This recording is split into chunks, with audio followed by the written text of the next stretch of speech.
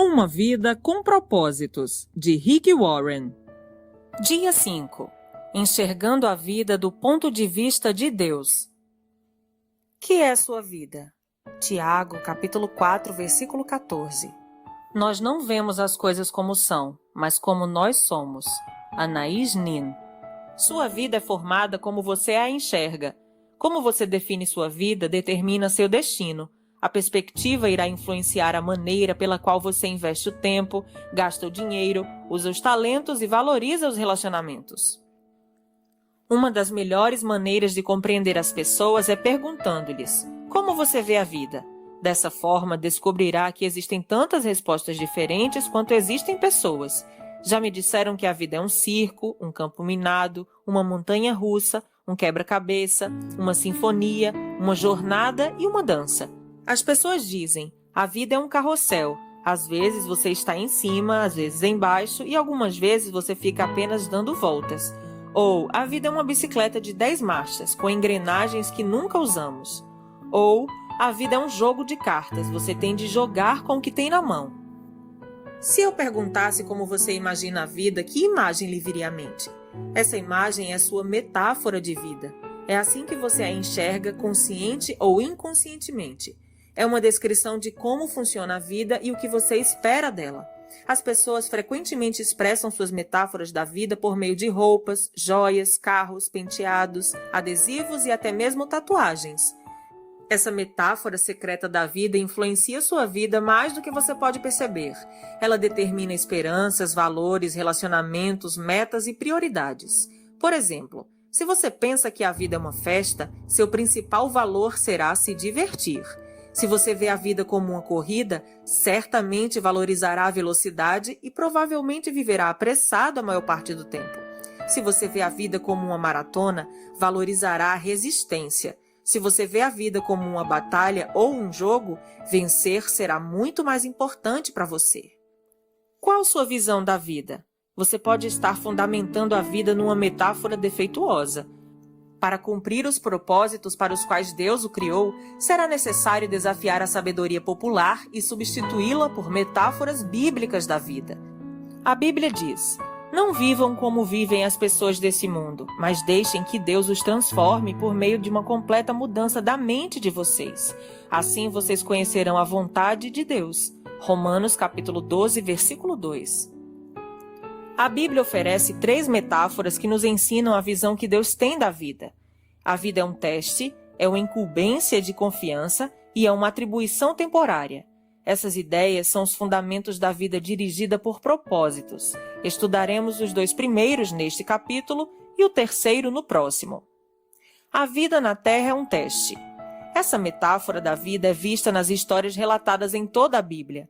Deus continuamente prova as pessoas quanto ao caráter, à fé, à obediência, ao amor, à honestidade e à lealdade. Palavras como provações, tentações, refinar e testar ocorrem mais de 200 vezes nas Escrituras. Deus provou Abraão ao lhe pedir que oferecesse o filho Isaque. Deus provou Jacó quando este precisou trabalhar 7 anos extras para obter Raquel como esposa. Adão e Eva foram reprovados no teste do Jardim do Éden, e Davi falhou diversas vezes ao ser submetido à prova por Deus. Mas a Bíblia também nos dá muitos exemplos de pessoas que foram aprovadas em importantes provas, como José, Ruth, Esther e Daniel. Os testes tanto desenvolvem quanto manifestam o caráter da pessoa, e toda a vida é um teste. Você está sempre sendo testado. Deus constantemente observa sua reação às pessoas, aos problemas, ao sucesso, aos conflitos, às enfermidades, às decepções e até mesmo ao clima. Ele até observa a mais simples ação, como quando você abre uma porta para alguém, pega o lixo que foi jogado no chão, ou quando é educado com um balconista ou uma garçonete. Não conhecemos todos os testes que Deus irá aplicar, mas podemos prever alguns deles, baseados na Bíblia. Você será testado por grandes mudanças, promessas adiadas, problemas insolúveis, orações não respondidas, críticas injustas e até mesmo tragédias sem sentido. Em minha vida, percebo que Deus testa minha fé por meio de problemas, minha esperança pelo modo de eu lidar com o que está em minhas mãos, meu amor por meio das pessoas. Um teste muito importante diz respeito à sua atitude quando você não consegue sentir a presença de Deus. Às vezes, Deus se retira intencionalmente e não sentimos mais sua proximidade. Um rei chamado Ezequias passou por esse teste. A Bíblia diz: Deus desamparou Ezequias para prová-lo e para saber o que realmente havia em seu coração. Isso está lá em 2 Crônicas, capítulo 32, versículo 31. Ezequias desfrutava íntima comunhão com Deus, mas no momento crucial de sua vida, o Senhor o deixou só, a fim de testar seu caráter, revelar uma fraqueza e prepará-lo para uma responsabilidade maior. Quando você compreender que a vida é um teste, perceberá que nada é insignificante em sua existência. Mesmo o menor incidente é relevante para o desenvolvimento do caráter. Cada dia é importante e cada segundo é uma crescente oportunidade para aperfeiçoar o caráter, para demonstrar amor ou para depender de Deus. Alguns testes parecem pesados demais, enquanto outros não são sequer perceptíveis, mas todos têm implicações eternas. A boa notícia é que Deus quer que você seja aprovado nos testes da vida. Por isso, jamais permitirá que você enfrente testes maiores que a graça que Ele lhe concedeu para lidar com eles. A Bíblia diz: Deus cumpre a sua promessa e não deixará que vocês sofram tentações que vocês não têm forças para suportar. Quando uma tentação vier, Deus dará forças a vocês para suportá-la, e assim vocês poderão sair dela. 1 Coríntios, capítulo 10, versículo 13. Toda vez que você é aprovado num teste, Deus toma conhecimento e faz planos para recompensá-lo na eternidade. Tiago diz: felizes são aqueles que perseveram quando são testados. Depois de serem aprovados, receberão a coroa da vida que Deus prometeu aos que o amam. Tiago, capítulo 1, versículo 12. A vida na terra é um cargo de confiança, um ato de fé. Essa é a segunda metáfora bíblica da vida. Nosso tempo neste mundo, bem como a energia, a inteligência, as oportunidades, os relacionamentos e os recursos, são dádivas que Deus nos confiou para cuidarmos e administrarmos.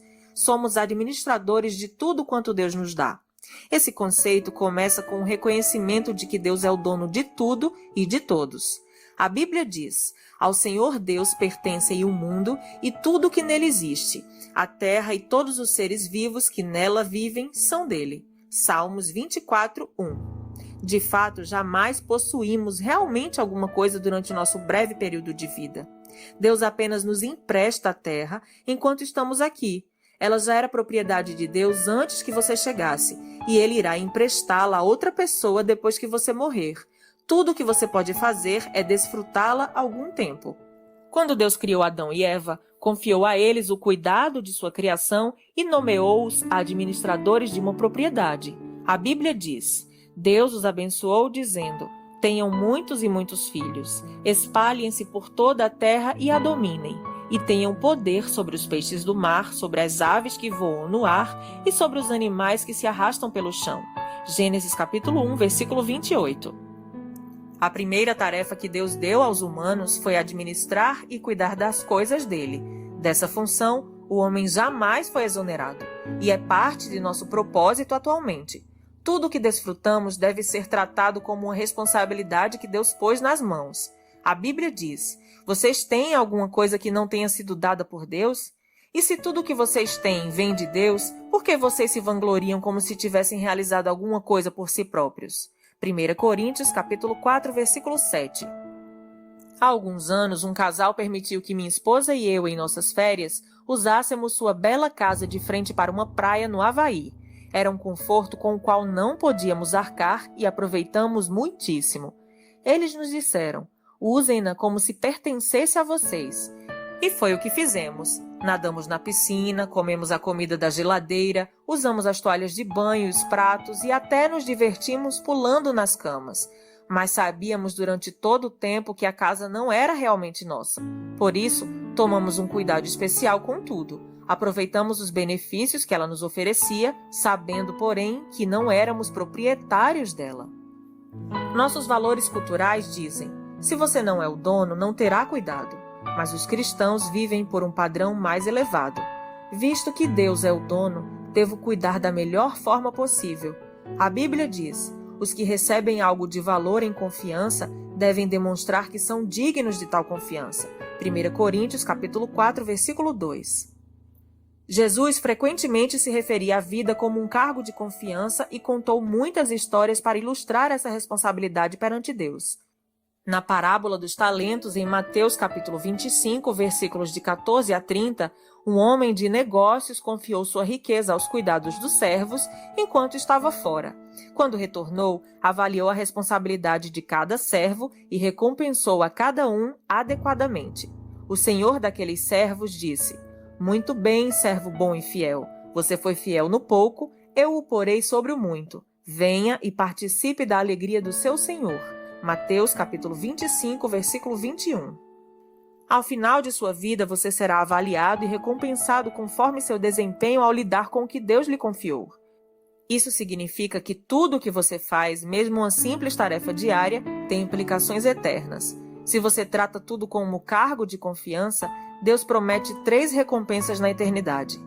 Primeira, você receberá o reconhecimento de Deus. Ele dirá: "Muito bem, bom trabalho."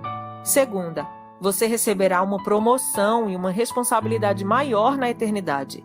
Eu o porei a cargo de muitas coisas. Terceira, você será honrado em uma comemoração. Venha e participe da alegria do seu Senhor. A maioria das pessoas não percebe que o dinheiro é tanto um teste quanto um cargo de confiança designado por Deus, que usa a área financeira para nos ensinar a confiar nele. E para muitos, o dinheiro é o maior de todos os testes. Deus observa como usamos o dinheiro para avaliar se somos confiáveis.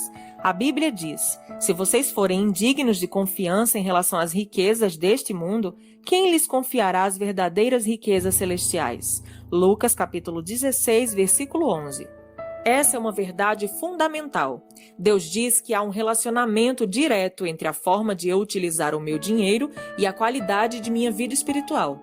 O modo de eu administrar meu dinheiro, riquezas desse mundo, determina quanto Deus pode confiar a mim as bênçãos espirituais, riquezas verdadeiras. Deixe-me perguntar: a forma de você administrar seu dinheiro está impedindo Deus de fazer mais em sua vida? Podem ser confiadas a você as riquezas espirituais? Jesus disse: "A quem muito foi dado, muito será exigido, e a quem muito foi confiado, muito mais será pedido." Lucas capítulo 12, versículo 48. A vida é um teste e um cargo de confiança, e quanto mais Deus lhe dá, mais responsável Ele espera que você seja. Dia 5. Pensando sobre o meu propósito de vida. Tema para reflexão: a vida é um teste e um cargo de confiança. Versículo para memorizar: quem é fiel nas coisas pequenas, também será nas grandes. Lucas capítulo 16, versículo 10. Pergunta para meditar: o que me aconteceu recentemente que agora percebo ter sido um teste de Deus? Quais as tarefas mais importantes que Deus me confiou? Até o próximo áudio.